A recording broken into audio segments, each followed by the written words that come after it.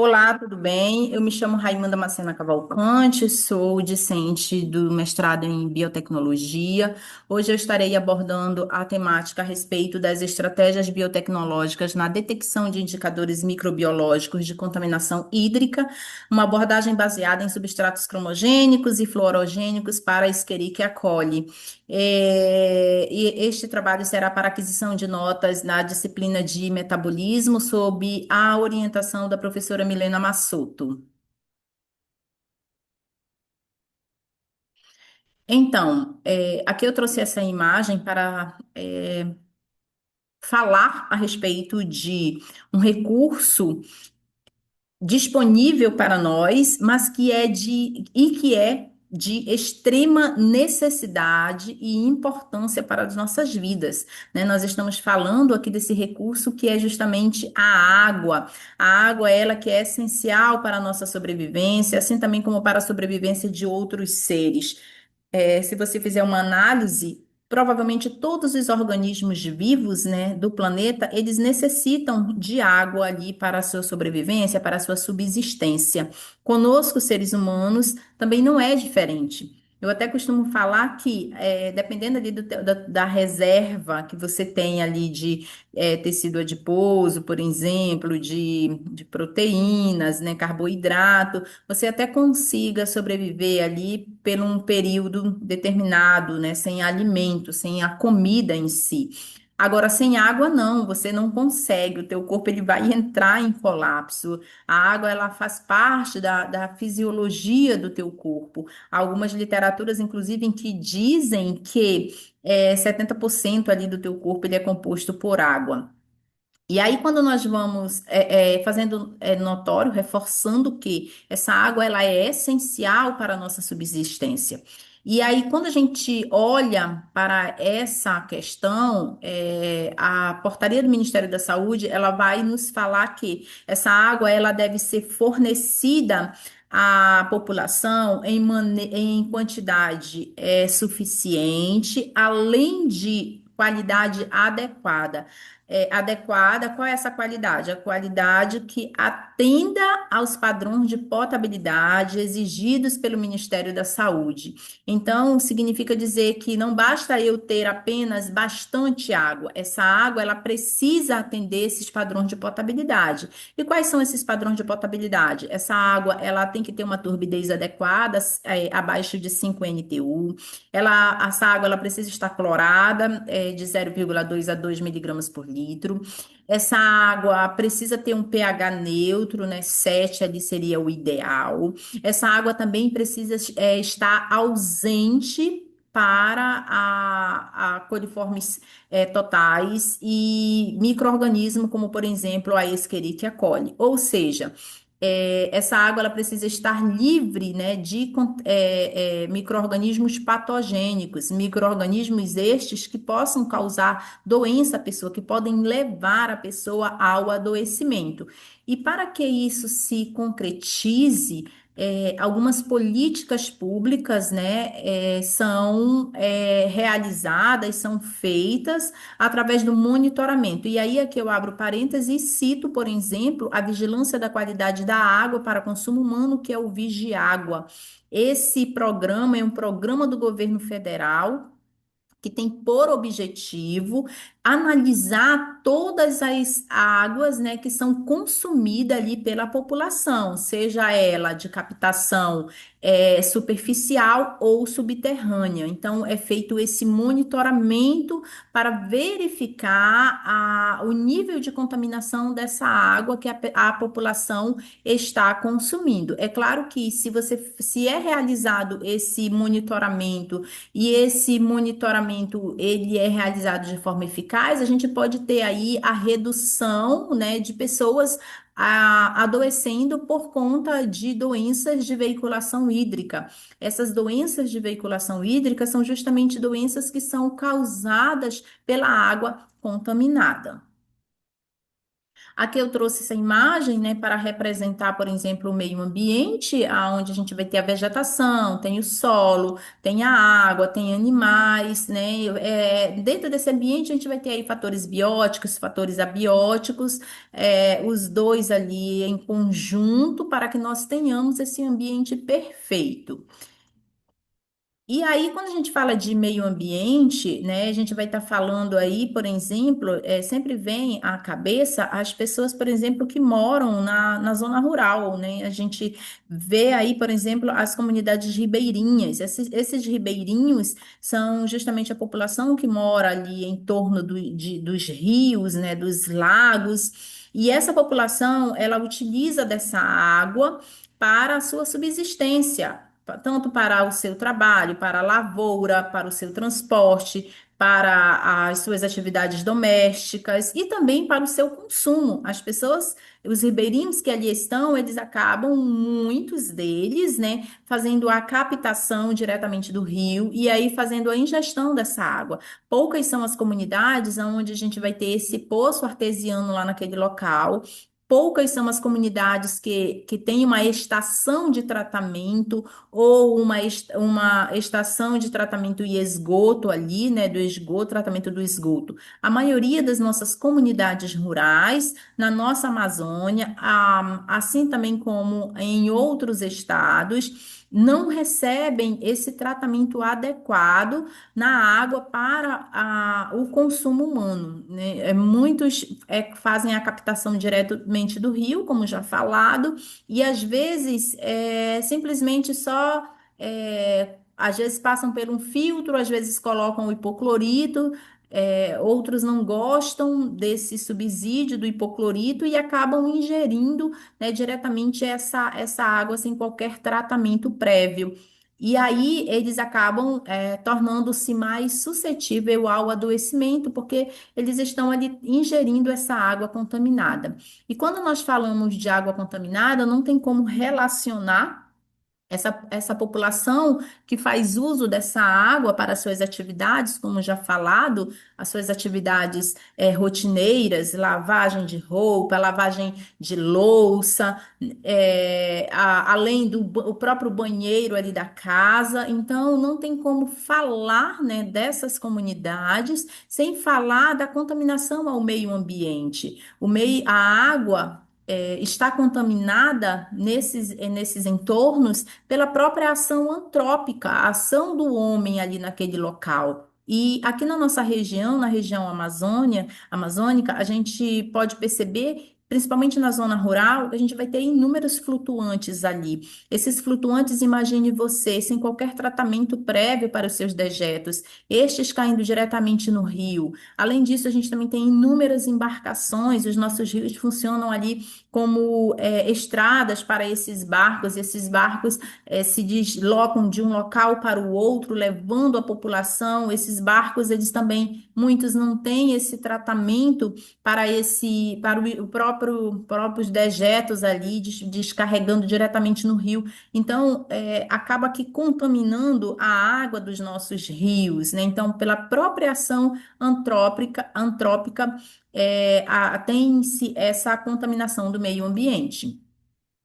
Aqui essa outra imagem, né, para representar a contaminação do solo, e da água também. Essa contaminação, quando a gente fala de atividades antrópicas, é claro que não é somente a zona rural, na zona urbana também nós observamos uma grande quantidade de resíduos sólidos descartados diretamente no meio ambiente, contaminando ali o solo. É, Além disso, as pessoas que estão ali neste local, elas ficam completamente suscetíveis, está no que nós chamamos num alto nível ali de vulnerabilidade, porque nesses locais a gente não vai ter só o lixo, vai ter algumas pragas como roedores, baratas, moscas, além de bactérias, vírus, protozoários. E aí, essas pessoas que estão convivendo ali com esses resíduos sólidos, elas acabam adoecendo, acabam ingerindo ali essa água contaminada e aí acabam adoecendo. e precisando de ajuda médica posteriormente por conta, né, dessa contaminação. Então, a gente, como é que nós sabemos, né, que essa água ela está contaminada? Tem um grupo de bactérias, né? Esse grupo de bactérias, existem aí alguns grupos principais, que são os grupos dos coliformes totais. Dentro desses grupos de coliformes totais, nós temos a Escherichia coli, por exemplo, que é uma bactéria que ela habita o trato aliás, o trato intestinal dos seres humanos, dos mamíferos, por exemplo. E aí, o que que acontece? O que que acontece? Se eu tenho presença de Escherichia coli naquela água, significa que eu tenho contaminação por coliformes totais naquele local. Então, esse grupo de bactéria, ela acaba sendo ali um indicador de contaminação ambiental, né? Esse grupo de coliformes totais. Dentro desse grupo de coliformes totais, é claro que tem outras bactérias, mas a que é analisada dentro da água, representando aí esses patógenos, é justamente a Escherichia coli. Então, a Escherichia coli, ela funciona como indicadores microbiológicos, né, que são utilizados aí para avaliar a qualidade da água. Então, o ideal é que a água ela não tenha presença nem de coliformes totais, muito menos de Escherichia coli. Aqui a portaria do Ministério da Saúde de número 888 de 2021. Esta portaria que alterou o anexo 20 da portaria de consolidação número 5 de 2017 é a principal norma atual sobre os padrões de potabilidade de água para consumo humano do Brasil. Padrão de E. coli, ou seja, de Escherichia coli. A legislação brasileira estabelece a ausência total de Escherichia coli em 100 ml de amostra de água tratada na saída do tratamento e no sistema de distribuição. O que que isso quer dizer? A minha água ela não pode ter contaminação nem por coliformes totais e muito menos por Escherichia coli. Ou seja, se eu tenho Escherichia coli na minha amostra de água, significa que eu tenho coliformes totais. Então, se eu tenho coliformes totais, há possibilidade de eu ter Escherichia coli. Então, como falado anteriormente, ela é uma bactéria que está ali no trato intestinal dos seres humanos, por exemplo. A presença desta bactéria em específica, também chamada de E. coli, indica contaminação fecal. Ela está associada às doenças gastrointestinais e ela é um indicador padrão em legislação, conforme a portaria número 888 de 2021. Então, algumas técnicas são utilizadas hoje dentro dos laboratórios para análise, né, da água para verificar se esta água ela está contaminada ou não. E aqui eu trouxe esses dois métodos, né, convencionais, e mais à frente eu mostrarei outros dois tipos. Então, a gente vai ter aqui a técnica de tubos múltiplos ou números possíveis ou o número mais provável de bactérias ali, de micro-organismos dentro dessa amostra. Então, o que que acontece? Esse aqui, esse análise de água por NPM, que é o número mais provável, então vai ter a diluição dessa água dentro desses tubos. Esses tubos serão incubados. E aí, após um período de tempo, após 48 horas a 35 graus, mais ou menos,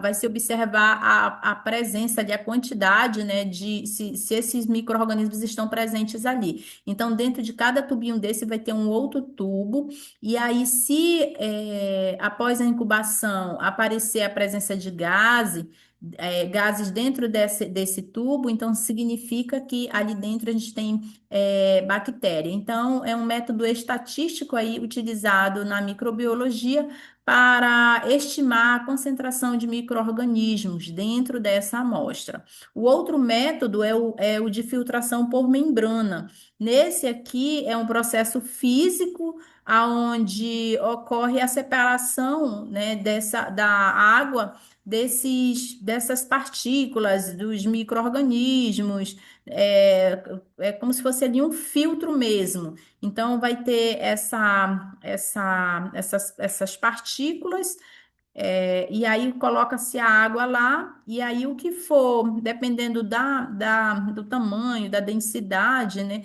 ele vai ficar preso ali nesse meio físico. Então, após isso, consegue-se observar aí, faz ai, perdão, esse teste, né, para verificar também aí, para confirmar também se pode ter a presença desse micro-organismo ou não retido nessas membranas, tá bom? E aí o tempo é levado de 24 a 48 horas ou mais, tem baixa especificidade em alguns casos e também necessita de confirmação bioquímica. Tá, aí aqui os avanços biotecnológicos. Então, atualmente, dentro dos laboratórios de vigilância da qualidade da água, que é o Vigiágua, utiliza-se esses dois substratos. Um é chamado colileste, o outro é colisure, também dependendo do laboratório, mas aí a finalidade é analisar essa água para verificar a presença ou ausência desses micro-organismos. É um teste bem simples, bem prático, sem muito segredo e que é de fácil utilização, como eu já falei, né? E qualquer profissional, né, de saúde devidamente treinado consegue realizar esse teste tranquilamente. Então, esses testes eles são métodos mais rápidos e mais sensíveis. Dentre, né, esse tipo de teste, a gente vai ter os que usam substratos cromogênicos, também a gente vai ter os substratos fluorogênicos. Esses substratos cromogênicos, através dele a gente consegue, da mudança de cor dessa água, você consegue perceber se há contaminação por coliformes totais, e os substratos fluorogênicos, após essa amostra exposta aos raios ultravioleta da câmara UV, você consegue perceber a fluorescência, né, dessa amostra. Então, eles são baseados aí em atividade enzimática bacteriana. Então, a Escherichia coli, ela vai produzir enzimas. Essas enzimas, elas irão quebrar esses substratos, né, aqui, e aí, após isso, a liberação dessas substâncias que estão aqui no substrato, a gente vai mais à frente, já vai ver quais são, e aí você consegue ter a mudança de cor, para a presença tanto de coliformes quanto e a fluorescência para a presença de Escherichia coli. Aqui, o princípio dos substratos cromogênicos. Então, se aqui eu tenho três amostras, né? Aqui essa amostra de água, ela dependendo do tipo de substrato, nesse tipo aqui em específico, é um colileste. Então, coloca-se aqui dentro o substrato, após isso, leva-se para a incubação, né, lá na estufa, vai passar, no caso do colileste, de 24 a 28 horas nessa estufa, a 35 graus, 35 a 37 graus. E aí, quando sair de lá, há duas possibilidades. A primeira possibilidade é essa água sair do jeito que ela entrou, praticamente transparente.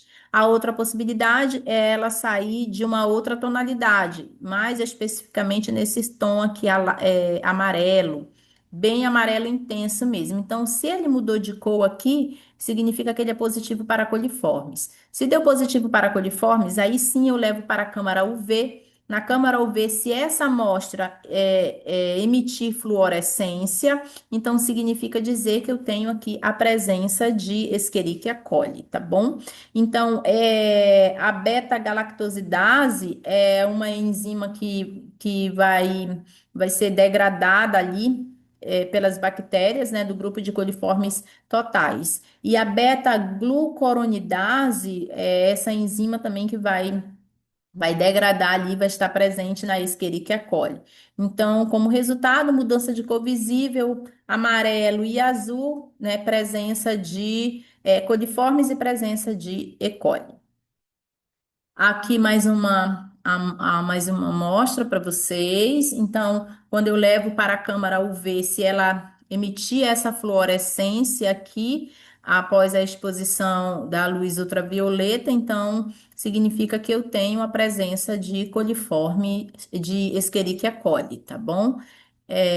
Então, fluorescência sob a luz UV, presença de Escherichia coli.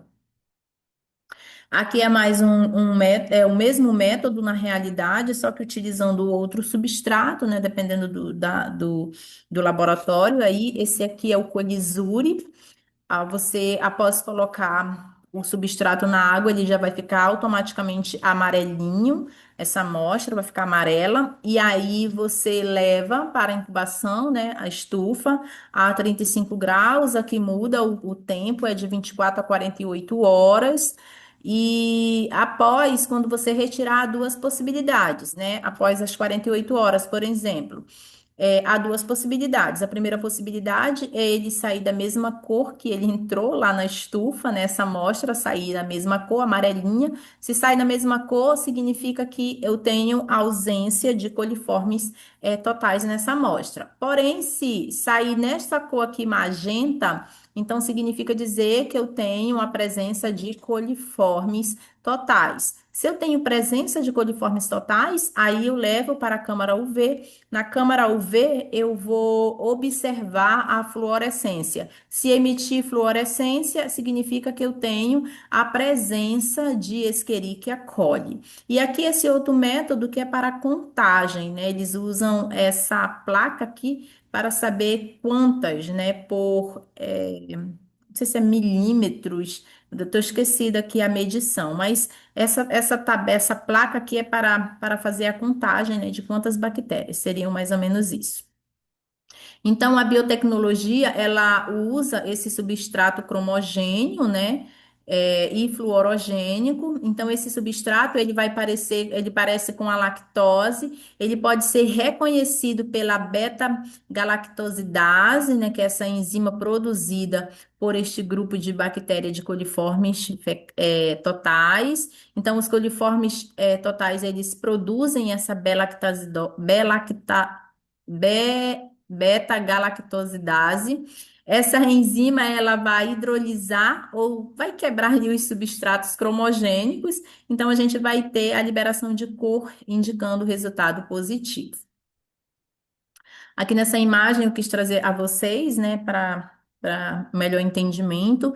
Então, imaginem que eu tenho aqui essa lactose, né? Então essa estrutura molecular. Aqui eu vou ter a enzima beta-galactosidase, que é produzida pelo grupo de bactérias de coliformes totais. Esta enzima, ela vai degradar ou vai hidrolisar, vai quebrar, né, essa lactose. Então, agora eu tenho a galactose e a glucose, que são dois, se eu não me engano, monômeros de glicose. Tá, então, de glicose não, de carboidratos. Então, é uma enzima produzida por bactérias, nessa beta-galactosidase, é uma enzima produzida por bactérias do grupo dos coliformes totais. A sua função é quebrar a lactose em glicose mais galactose.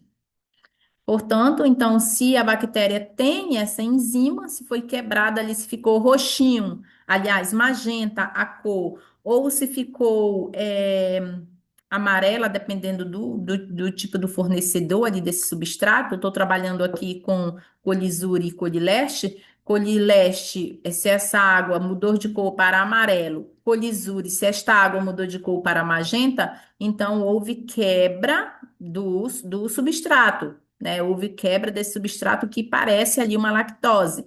Então, se teve quebra, alguma enzima quebrou aquilo ali. Quem é que quebra? A beta-galactosidase. Então, se eu tenho beta-galactosidase, significa dizer que eu tenho um grupo de bactérias que fazem parte do grupo dos coliformes totais. Como é que acontece, então, na prática?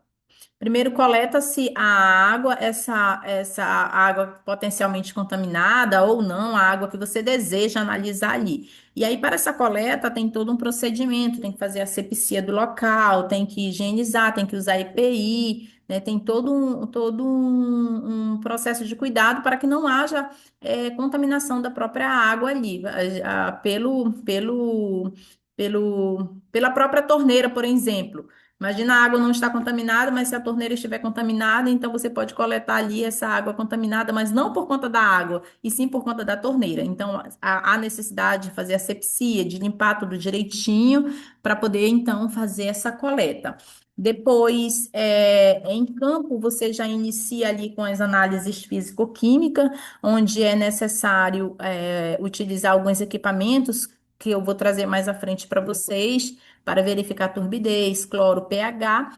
E aí, coleta-se também 100 ml de água, vou trazer também mais à frente, e aí você vai adicionar esse substrato cromogênico, nessa amostra de água e vai levar para a incubação, a estufa, por 24 a 48 horas, dependendo do tipo de substrato, a 35 a 37 graus também. E aí, vai esperar a ação enzimática dessas bactérias para quebrar, né, esses substratos. Então, se houver coliformes totais, novamente, o grupo de bactérias que fazem parte do coliformes totais, elas vão liberar essa enzima beta-lactosidase que vai quebrar esse substrato. Então, eu vou ter a liberação de cor. A quebra do substrato vai liberar um composto colorido. Esse composto colorido pode ser amarelo ou pode ser na cor magenta. O resultado, amarelo magenta, positivo para coliformes totais.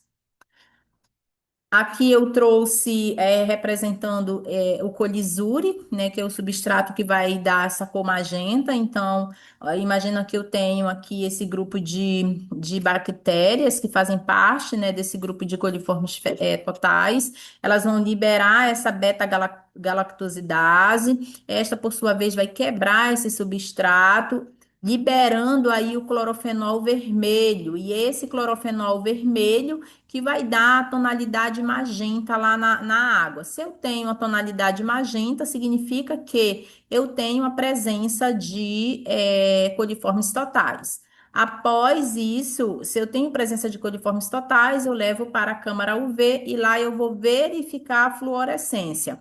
Para a fluorescência, a bactéria, agora eu estou falando aqui de uma bactéria específica, a bactéria Escherichia coli, ela vai liberar a enzima beta-glucuronidase.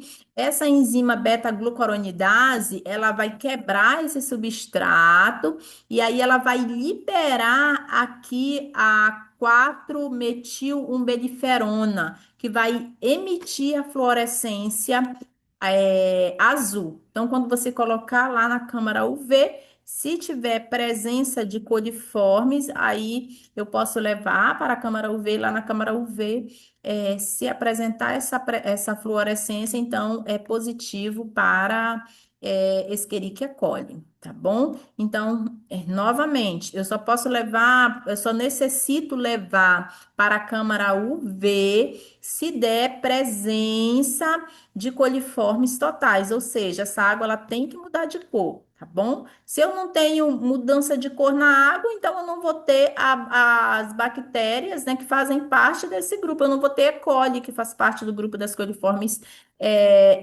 totais. Então eu não preciso levar, eu só levo para a câmara UV aquela amostra de água que apresentar a presença de coliformes totais. Aqui é o colileste, esse colileste, aqui também eu tenho um grupo de bactérias, né? Esse grupo de bactérias das coliformes totais vai liberar a beta-galactosidase, esta, por sua vez, vai quebrar o substrato, vai liberar, o composto nitrofenol, esse vai dar essa coloração, amarela na água, tá bom? Então, aí, se eu tenho substrato, se eu tenho presença de coliformes pela coloração amarela, então eu levo para a câmara UV para verificar se tem a fluorescência. Aí aqui o grupo de bactérias Escherichia coli vai ter essa enzima, elas liberam essa enzima, a beta-glucuronidase. Esta, por sua vez, né, vai quebrar o substrato liberando aí a 4-metil-umbeliferona, que vai dar essa fluorescência. São fluoróforos ali, né? Que após serem expostos à luz ultravioleta, como se eles ficassem ali excitados e aí darão essa fluorescência a essa amostra de água. Então, aqui uma comparação, né? A respeito dos produtos que são utilizados, né, desses dois substratos em específico, o tipo de substrato, aliás, o substrato que é utilizado, né, o ONPG, que é o ornitrofenil beta-D galactopiranosídeos. O tipo é o cromogênio, a enzima-alvo é a beta-galactosidase, está relacionado à galactose, que é o análogo, né, da lactose. O produto liberado é o onitrofenol. O resultado visível é o amarelo e a aplicação coliformes totais. Já o CPRG é o clorofenol vermelho beta de galactopiranosídeos. O tipo é o cromogênico, a enzima beta-galactosidase está relacionado à galactose, né, que é um análogo da lactose. O produto liberado é o clorofenol vermelho, o resultado vai ser vermelho magenta ali, aplicação coliformes totais. E eu também posso ter aqui a MUG, né, que é a 4-metil-umbeliferil ou ferona, beta-D-glucoronídeo. O tipo é o fluorogênico, né? Vai ter esses fluoróforos ali. A enzima é a glucuronidase, perdão, está relacionado ao ácido glucorônico. O produto liberado é o 4-metil-umbeliferona. O resultado é a fluorescência azul sob a luz UV. Positivo, né? Aplicação positiva ali para Escherichia coli. Aqui são alguns equipamentos, eu quis trazer a vocês, perdão, os materiais e equipamentos que nós utilizamos em campo, além de EPIs, né? Também usa-se ou esse frasco aqui de 100 ml ou saquinhos, ambos, né, estéreis, para a coleta de água. Esse que está em vermelho aqui é um pH-metro, que eu consigo verificar o pH e a temperatura dessa água. Este outro aqui é o colorímetro, onde eu consigo verificar aqui o teor de cloro dessa amostra de água, e aqui o turbidímetro para eu verificar a turbidez dessa água. Aqui a coleta em campo, nós sabemos que a região amazônica, por exemplo, nós vivemos assim em dois extremos. Ou você está ali no período de cheia, de água abundante, ou você está no período de vazante, de seca propriamente dito. Então, nos dois períodos, nós devemos realizar esse monitoramento.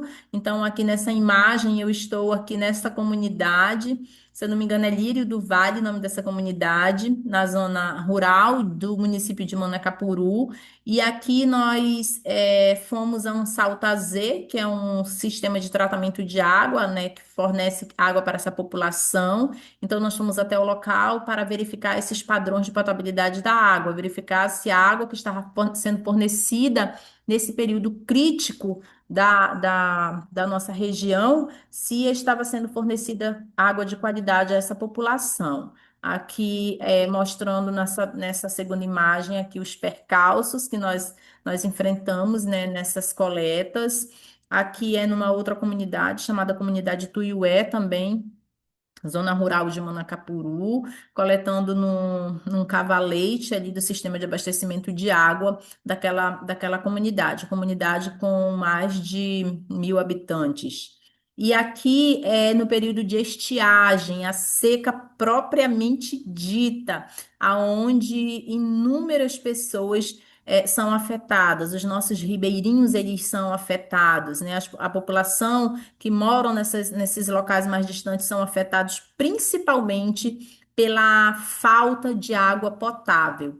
E aí, quando está nesse período, a população acaba utilizando-se desses buracos ali no solo, que é também conhecido como cacimba. Então, eles perfuram ali, da terra brota ali como se fosse uma nascente de água, que eles chamam de olho d'água, e ali neste olho d'água, eles cavam até formar essa espécie de poço ali, e ali eles utilizam essa cacimba para tudo. Eles utilizam para as suas atividades domésticas, bem como para o consumo, para beber. Eles utilizam dali. Então, nós já analisamos inúmeras cacimbas e todas as cacimbas que nós analisamos, elas estavam contaminadas porque não tem nenhuma proteção física.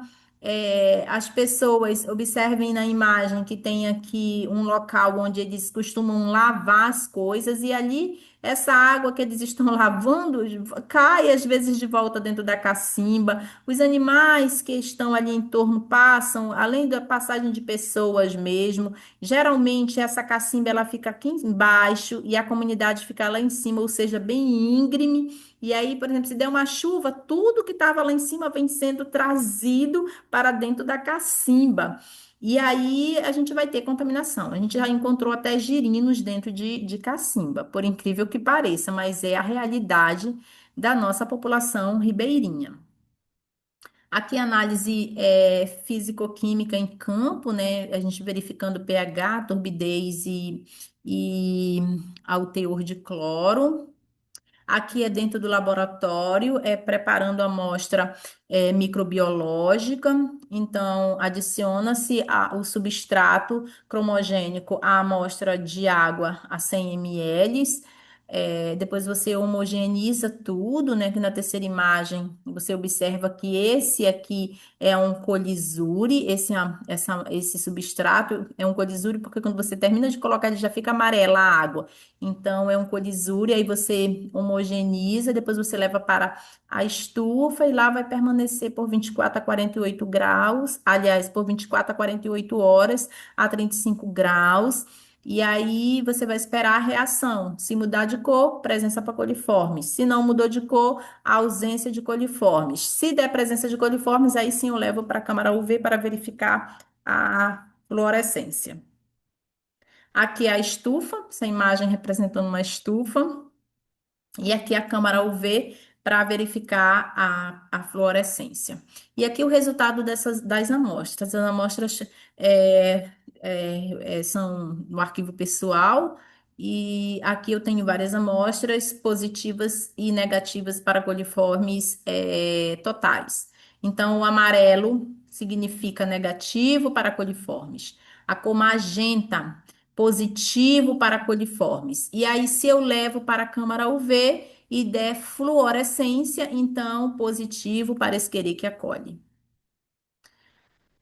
Então, o mecanismo bioquímico que acontece, as enzimas bacterianas, elas vão hidrolisar, elas vão quebrar esses substratos específicos que são semelhantes ali, são análogos à lactose. Então, a gente vai ter a liberação de cromóforos, né, que vai liberar essa cor, e o fluoróforo que vai dar a fluorescência quando exposto aos raios ultravioletas. Então, ele tem uma alta especificidade, a identificação é mais confiável.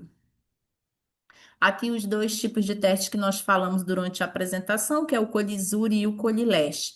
Colisure positivo para coliformes fica magenta a cor, e o Colileste positivo para coliformes ele fica amarelo, tá bom? Então eles são bem rápidos, né? Práticos, são sensíveis e são de fácil execução. As vantagens da abordagem: resultados em 24 a 48 horas, tem alta sensibilidade e especificidade, a redução de etapas confirmatórias também é uma vantagem. Ele é de fácil interpretação e a aplicação ela pode ser feita em campo e laboratório. Se você for para campo, levar uma estufa e uma câmara, o V você consegue realizar esse exame lá na comunidade que é distante, entende? Então é muito, muito bom isso. Já as limitações, o custo é mais elevado, eles são muito caros. Mais ou menos uma caixa com 200 unidades está custando em torno de R$ 5.000. Outra limitação é que algumas cepas de Escherichia coli podem não expressar a beta-glucuronidase, né? Dependendo ali, pode não expressar, então possa ser que possa até dar coliformes, mas aí se essa cepa não expressar essa beta-glucuronidase, então eu posso não ter positivo para Escherichia coli. Então, esses testes eles são utilizados para o monitoramento de água, como falado anteriormente, ele é muito utilizado em laboratórios de vigilância da qualidade da água, o Vigiágua. Ele é utilizado no controle de qualidade em ETA, que é a estação de tratamento de água, e em ETS, que é a estação de tratamento de esgoto.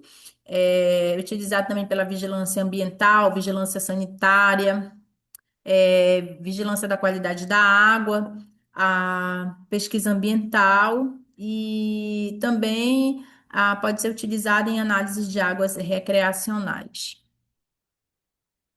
A importância para a saúde pública. A importância, prevenção de surtos de diarreia, se eu consigo analisar e eu identifico que aquela água ela está contaminada por Escherichia coli, essa água, esse poço, essa água que está sendo consumida, ou até mesmo a captação do rio, ela deve ser interrompida imediatamente, porque essas bactérias, a Escherichia coli, ela é responsável por quadros agudos de diarreia, de vômitos, de náuseas, né? Então, quando eu interrompo esse uso dessa água, eu acabo prevenindo aí surtos de diarreia.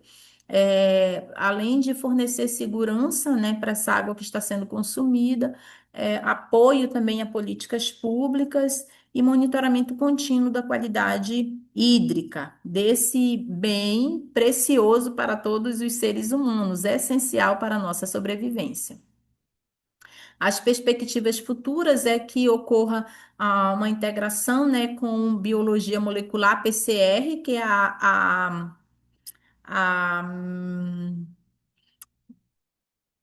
PCR, é reação em cadeia da polimerase, tinha dado um branco, desculpa. A integração com a biologia molecular, né, no que se diz respeito aí à PCR, que é a reação em cadeia da polimerase. Além disso, do qPCR, que é a reação em cadeia da polimerase quantificada, né? Além de biosensores, métodos automatizados e monitoramento também em tempo real. Então, métodos cromogênicos e fluorogênicos, eles são ferramentas eficazes, no controle da qualidade da água para esse consumo humano. Eles representam aí um avanço significativo na microbiologia da água, eles são essenciais para a rápida detecção de Escherichia coli. É, Eles contribuem para a proteção da saúde pública. Então, se eu consigo analisar, eu consigo proteger, eu consigo prevenir, e aí com isso eu diminuo os impactos que são causados por essas doenças de veiculação hídrica. Aqui são minhas referências. Agradeço imensamente. Muito obrigada.